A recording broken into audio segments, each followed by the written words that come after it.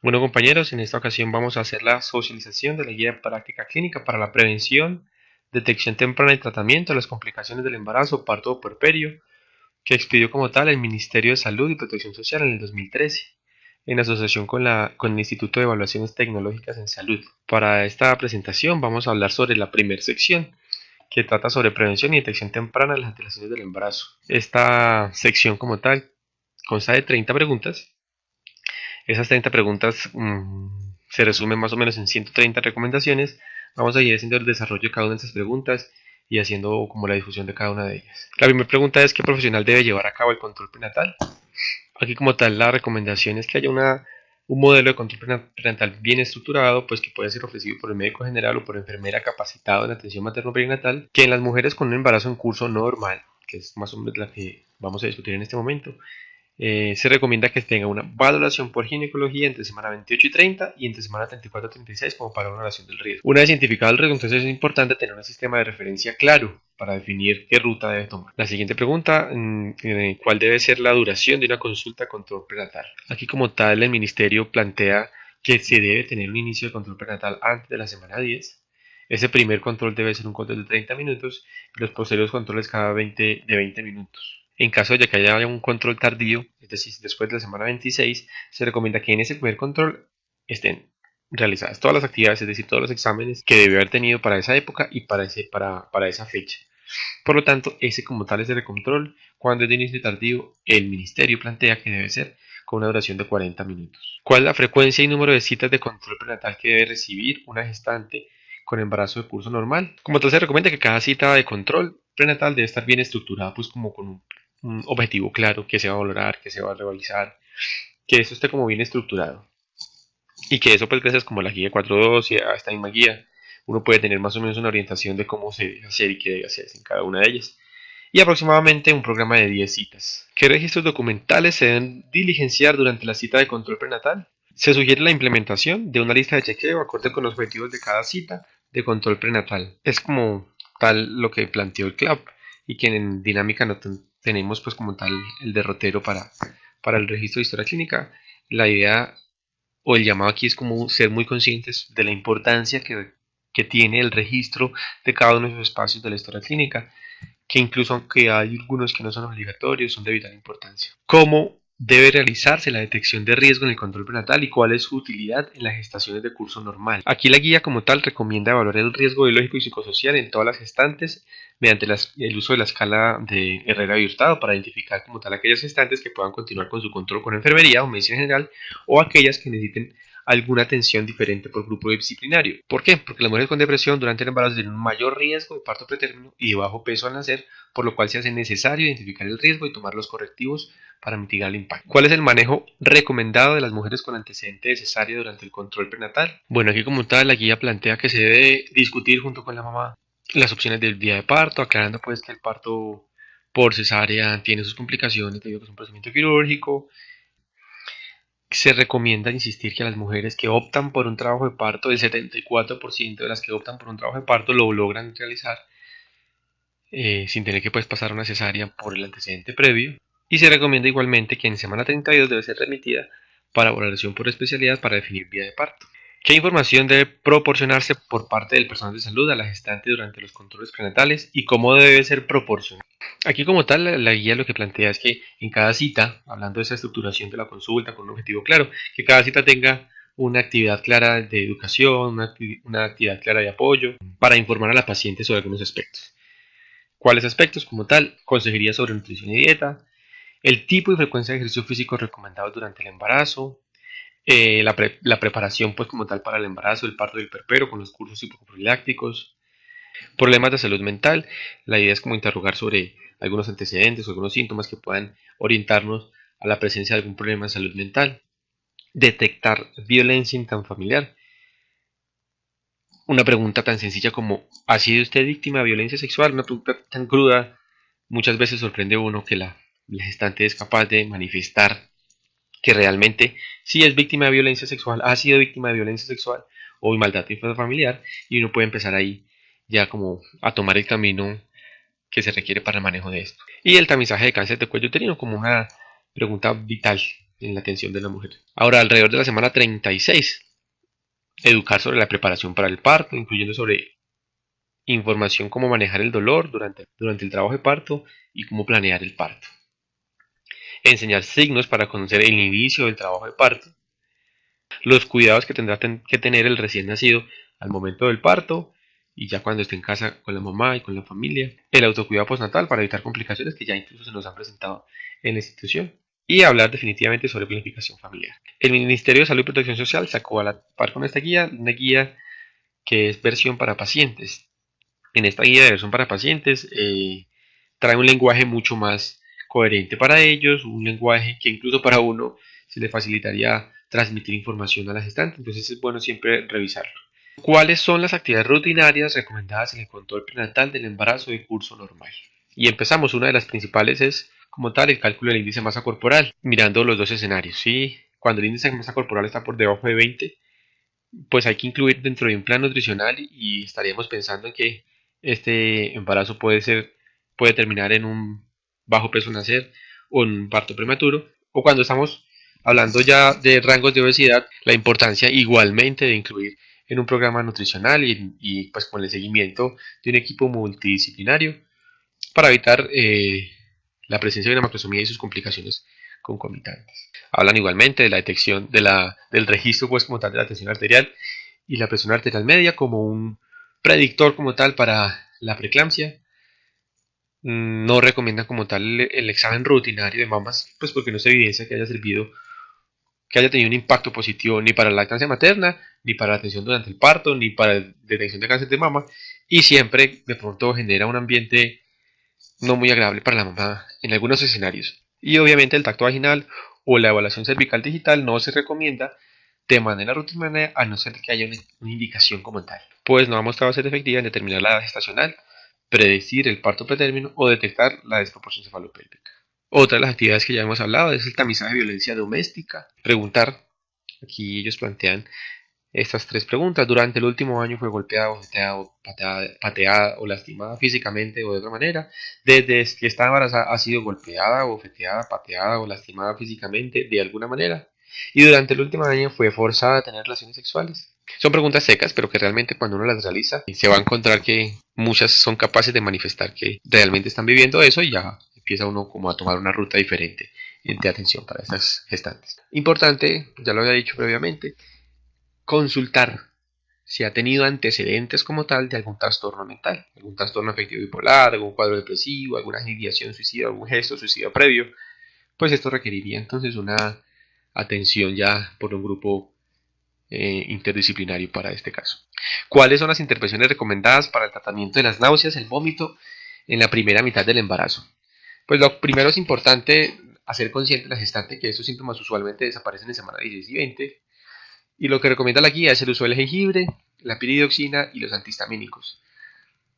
Recordar que la piridoxina es un medicamento que es post de 50 miligramos y en este caso se tomaría cada 8 horas. La pregunta 10 es cuáles son las intervenciones recomendadas para el tratamiento del reflujo gastroesofágico y la epigastralgia durante el embarazo. Aquí como tal es un tema de proponerle pues de darle información acerca de modificación en estilos de vida, percepción de la postura, mantener una postura vertical, después de comer, fraccionar las comidas pequeñas, reducción de alimentos ricos en grasas e irritantes gástricos, como por ejemplo la cafeína que es tan usual en nuestro medio.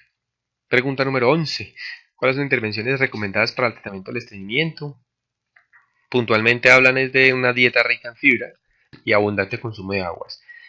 En cuanto al uso de laxantes, no se sugiere como tal, aunque debe considerarse su uso en caso de que los síntomas sean muy marcados y eso sí vigilar muy bien los posibles efectos secundarios o adversos que pueda tener el laxante que se haya decidido utilizar. En cuanto a las hemorroides durante el embarazo, hablan propiamente sobre el manejo de la dieta, obviamente evitar el estreñimiento, el aumento del consumo de los líquidos, una dieta rica en fibra y recomiendan pues como tal que en caso de que los síntomas sean muy significativos utilizar cremas antihemorroidales, más sin embargo no utilizar los rutosis durante el embarazo.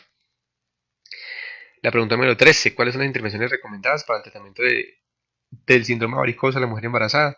Aquí como tal, puntualmente lo que recomienda es el uso de medidas de compresión que pueden mejorar tanto los síntomas como la progresión de la dicha enfermedad, pero explicarle que igualmente en la gran mayoría de las ocasiones después del parto estos síntomas desaparecen. ¿Cuáles son las intervenciones recomendadas para el tratamiento del dolor lumbar en la mujer embarazada? Realmente son muy puntuales, no hablan pues del uso de analgesia, sino de ejercicio en agua y fisioterapia. Al igual pues que la presencia de la pubalgia en la mujer embarazada, igual se remite a lo mismo.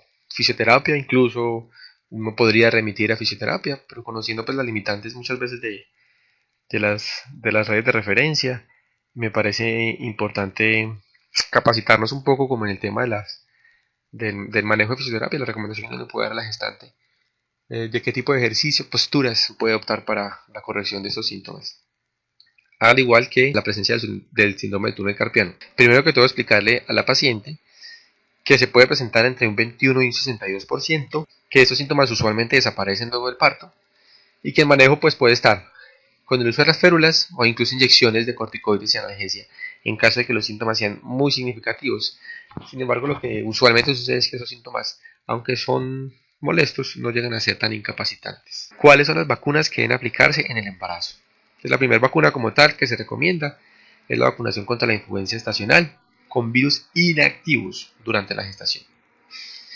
Y obviamente la protección contra el tétanos materno y neonatal. Entonces hay que recibir como tal, si nunca ha tenido un esquema, hay que recibir el esquema, sería semana inicial, dosis inicial, a las 4 semanas y la tercera dosis entre semanas 6 y 12.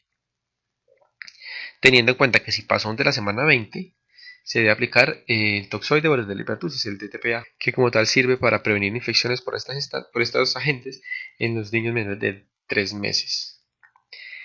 Esto como tal es muy importante que quede registrado porque ya se han presentado casos en los que hay demandas porque la chiquitín tuvo alguna complicación, algo tan sencillo y vital como la vacunación. No se recomienda el uso de la vacunación para la hepatitis B, ni para varicela, ni para fiebre amarilla, porque no está bien establecida pues como tal la seguridad de estas vacunas durante la gestación. Pregunta 18. ¿Cuáles son las pruebas recomendadas para determinar el crecimiento fetal durante el control prenatal?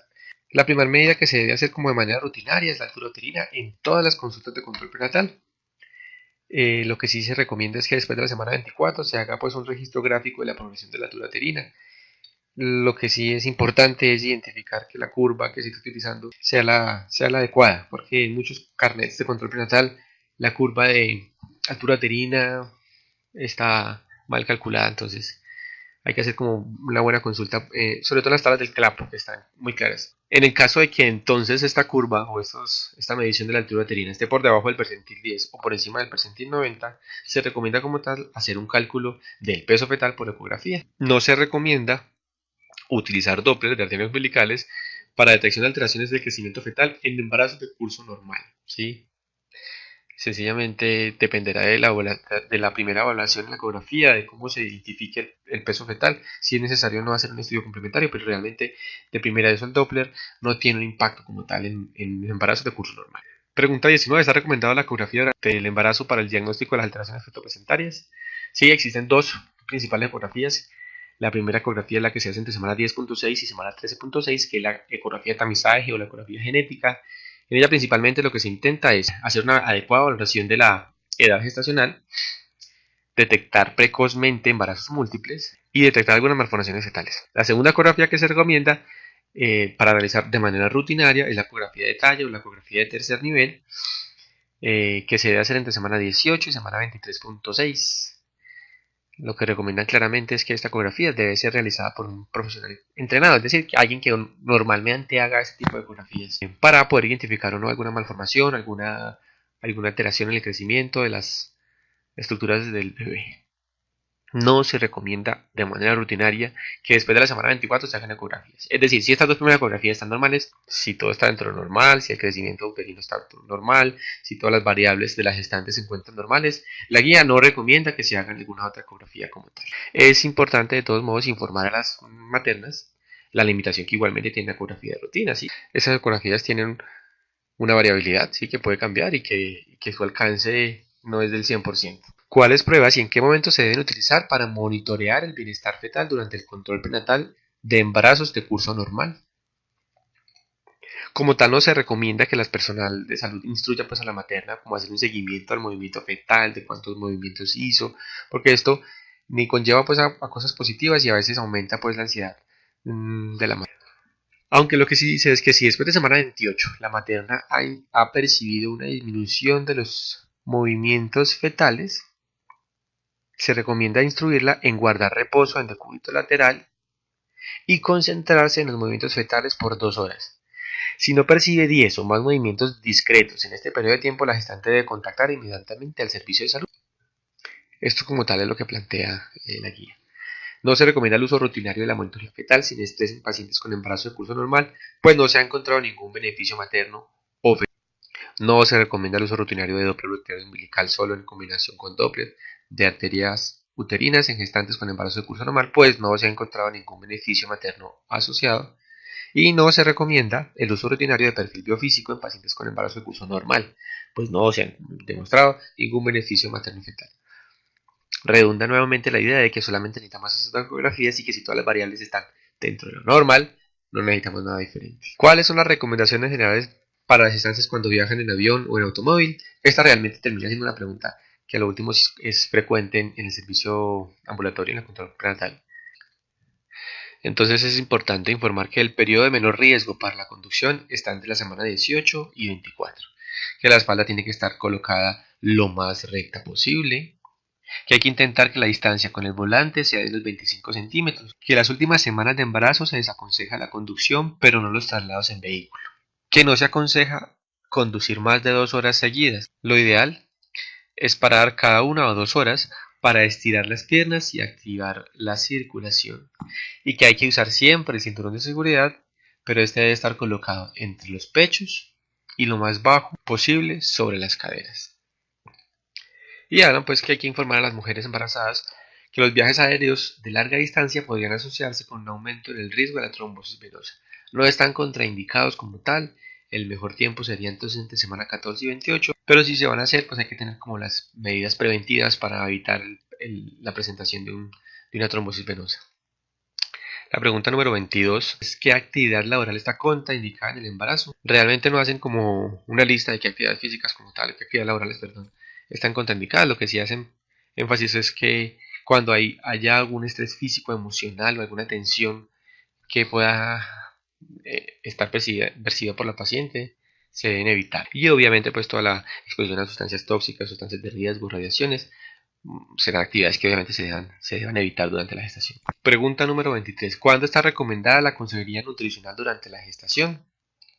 Aquí hay que tenerlo claro que es consejería nutricional y no precisamente una consulta de nutrición. Lo ideal es hacerlo en el momento de la inscripción al control con el fin de establecer su diagnóstico nutricional y definir un plan de manejo, si hay un riesgo o no. No se recomienda para nada prescribir rutinariamente complementos nutricionales hiperproteicos en las pacientes de bajo peso, ni tampoco se recomiendan dietas hipocalóricas en las gestantes que cursan con exceso de peso. Lo que sí se recomienda son dietas más balanceadas e incluso suplementos proteico-energéticos equilibrados. Digamos que en estos casos en los que ya hay una desviación, sí requeriría una valoración por una nutricionista que pueda hacer un ajuste de la dieta, un ajuste al plan nutricional. ¿Cuáles son los suplementos nutricionales que están recomendados en el embarazo? Se recomienda entonces 400 microgramos de ácido fólico desde la consulta preconcepcional hasta la semana 12 de embarazo, reconociendo pues que esta es fundamental para el desarrollo del tubo neural y evitar pues como tal los defectos del tubo neural. Hierro y ácido fólico de forma rutinaria todas las gestantes con embarazo de curso normal. Y carbonato de calcio, 1200 miligramos día a partir de la semana 14 para disminuir el riesgo de preeclampsia. Lo que sí se recomienda es que la ingesta de hierro y el calcio se realicen en horarios diferentes con una diferencia de por lo menos 1 hora entre ellos, 2 horas antes o después de comidas principales y no consumirse con leche. Esto es importante porque las pacientes no lo saben, lo hacen rutinariamente, se toman las 3 plantas juntas y pues no estamos teniendo el efecto que queremos. La idea del control prenatal precisamente es tener un grupo de actividades, realizar un grupo de actividades que logren mitigar los riesgos. Por más mínimo que pueda ser impacto, si podemos impactar en algo para que esta gestante no presente ninguna morbilidad, debemos hacerlo y hay que asumirlo de la mejor manera. No se recomienda como tal la suplementación con vitamina D, ni con vitamina A. ¿Cuándo está recomendado el control odontológico durante el embarazo? Pues la verdad, la recomendación es en el momento de la inscripción al control prenatal hacer una valoración de la salud oral, una asesoría en higiene oral y establecer su diagnóstico de salud oral y definir un plan de manejo. La razón es porque es conocido que la enfermedad periodontal está asociada a parto pretérmino.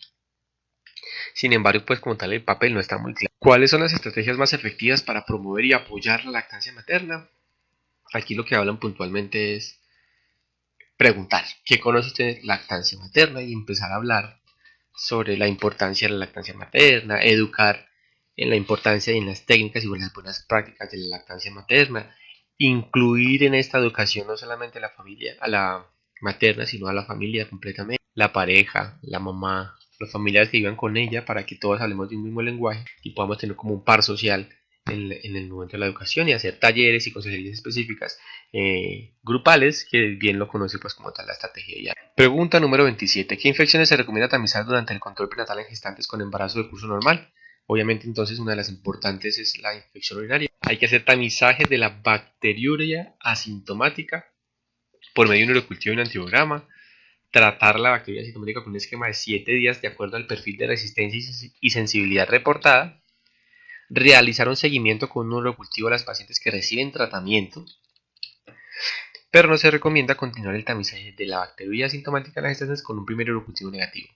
Es decir, es vital hacerle un urocultivo a una gestante que haya tenido un parcial de orina con bacteriuria, pero si ese urocultivo salió negativo, no es necesario hacer un control trimestral, pues, sino que si el primer salió negativo, estamos contentos, a no ser que la paciente llegue a presentar síntomas. En caso de recidiva o resistencia de infección, control por obstetricia. Remitir para manejo por especialidad en caso de la resistencia. No se recomienda ofrecer a las mujeres embarazadas asintomáticas tamizaje rutinario de bagilosis bacteriana, ya que la evidencia muestra que en el embarazo de bajo riesgo no hay efectos benéficos del tratamiento sobre el parto pretérmino, la ruptura prematura de membranas, ni otros resultados adversos en el embarazo. No se recomienda ofrecer un programa de tamizaje para la clamidia y no se recomienda como tal ofrecer un tamizaje rutinario para citomegalovirus. Lo que sí dicen es que se recomienda dar consejería sobre las medidas para prevenir la infección por citomegalovirus durante el embarazo. Entonces, suponga que todos los niños menores de 3 años que tiene a su cuidado tienen citomegalovirus en la orina y en la saliva. Entonces, lávese bien las manos con jabón y agua después de cambiar pañales, manipular ropa sucia y alimentos de niño, de limpiar la nariz o la saliva del niño y manipular los juguetes, chupos o cepillos de dientes que estuvieran en contacto con la saliva del niño. No compartir vasos, platos, utensilios, cepillos de dientes o alimentos. No besar a su hijo en o cerca de la boca. No compartir toallas o paños con sus hijos y no dormir en la misma cama con su hijo. Pendiente. Niños menores de 3 años que tengan a su cuidado. Pues es en ellos en el que está el riesgo de contagio de citomegalovirus. Dentro de las que hay para infecciones pues que para tamizar está la infección para el VIH. De esta como tal una guía práctica clínica que es la guía de VIH. Para esto también vamos a montar una socialización por un video de estos para que próximamente lo vamos a ver. Bueno, desde el comienzo del embarazo hasta el puerperio se recomienda tomar medidas preventivas específicas para la prevención de la infección por malaria como los mosquiteros medicados, el uso de repelentes, las ventanas cerradas, pues como tal para reducir el riesgo de picadura de los insectos. En las zonas endémicas incluso la guía plantea tratamiento intermitente pues como preventivo en algunas semanas cuando el acceso a los servicios de salud es limitado. Otras infecciones para tamizar como tal están la rubeola, debe serse rubeola IgG y rubeola IgM, pero antes de la semana 16, después de la semana 16 no tiene ningún impacto. Y se recomienda igualmente el tamizaje serológico para el virus de la hepatitis B, con el fin pues de reducir el riesgo de transmisión de madre a hijo. Asimismo se recomienda el tamizaje para estreptococo del grupo B, que es la principal causa de infección neonatal precoz grave. El estreptococo puede estar presente de manera sintomática o asintomática en el tracto genital o gastrointestinal de la mujer. La prevalencia reportada en diferentes regiones del mundo oscila entre el 10 y el 28%. La colonización intraparto del neonato puede dar lugar a neumonía, meningitis, sepsis y muerte. Y se calcula que el 80% de los casos de sepsis neonatal por estreptococo grupo B se deben transmitir durante el parto. Esto es muy importante porque incluso ya en el municipio se han presentado casos de muerte perinatal por una sepsis neonatal a la cual no se le hizo un tamizaje para estreptococo grupo B.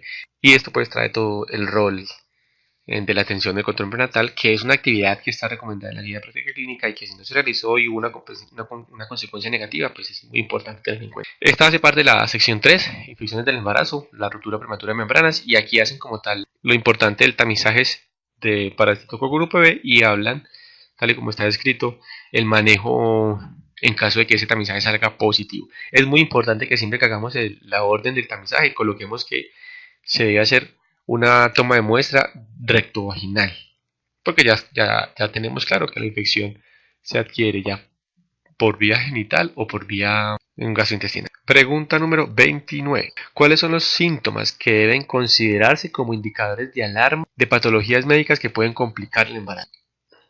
Aquí lo plantean de la siguiente manera. Consultar por urgencias si experimentan algunos de los siguientes síntomas asociados a preeclampsia, eclampsia o síndrome de HELP.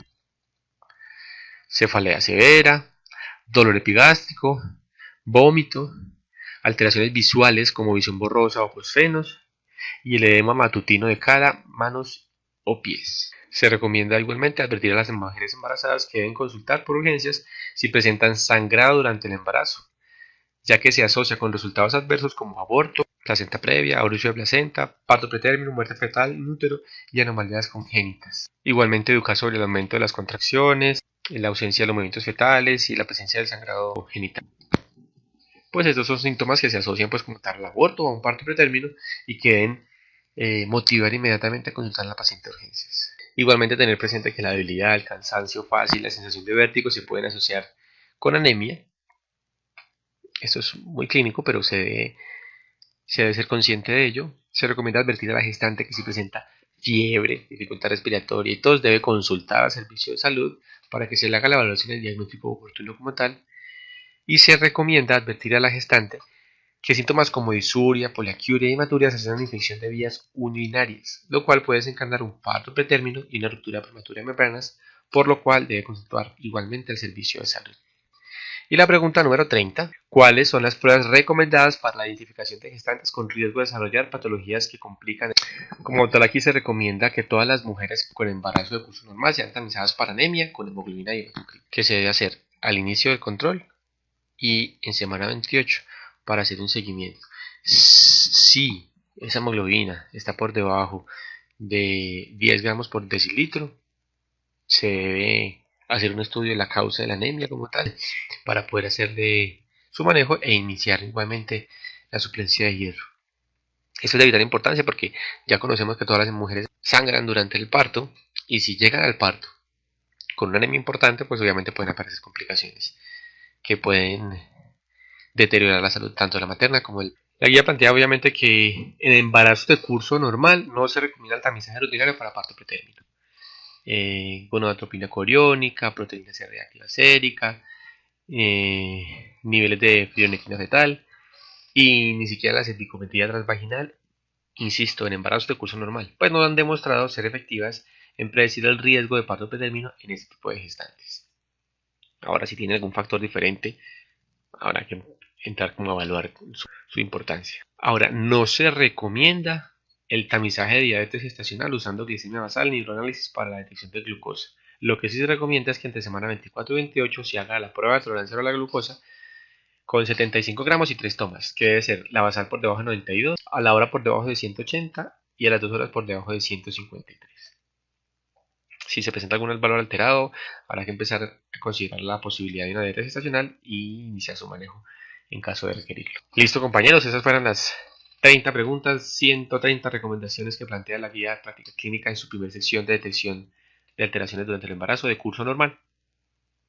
Espero les haya sido agradable y próximamente estaremos subiendo otros videos para la socialización, que todos tengamos un poco claro y manejemos un lenguaje quizá un poco más único. Igual aquí abajo en la descripción va a estar el link para la evaluación y el link para el acceso a todas las guías de práctica clínica y del ministerio.